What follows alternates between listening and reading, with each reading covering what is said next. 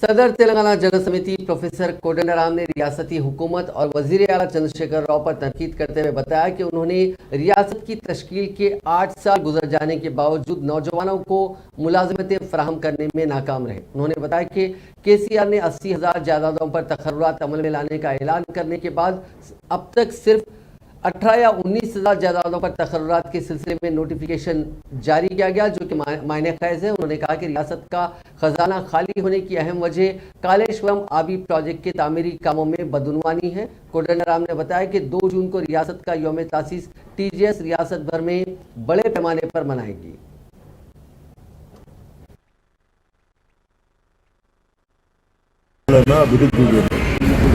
ఏ విషయం ఇవాళ ప్రభుత్వంతో చెప్పుకోవటానికి మాట్లాడి పరిష్కరించుకోవటానికి అవకాశం లేదు. చిన్న సమస్యకు ప్రజలు కలిస్తే చాలు సెక్షన్ 144 సెక్షన్ 30 పెట్టి వాళ్ళపైన నిర్బంధాన్ని ప్రయోగిస్తున్న సంగతి మీకు తెలిసిందే. పర్మిషన్ ఇవ్వరు. ఆఖరికి ధర్నా చౌక్ కూడా మూతపడింది. కోర్టు జోక్యంతో మళ్ళీ మనం సాధించుకోగలిగిన ధర్నా చౌక్ 18 లక్షల ఎకరాలకు నీళ్లు పోవాల్సిన కాళేశ్వరం ఇప్పటి వరకు 27,000 ఎకరాల కూడా నీళ్లు. ఇక దీన్ని బట్టే మీరు కాళేశ్వరం ప్రాజెక్టు పరిస్థితిని అర్థం చేసుకోవచ్చు. అది పెద్ద ఖర్చు ఎక్కువైపోయింది, కానీ దానివల్ల వచ్చినటువంటి ఉపయోగం చాలా తక్కువగా ఉంది.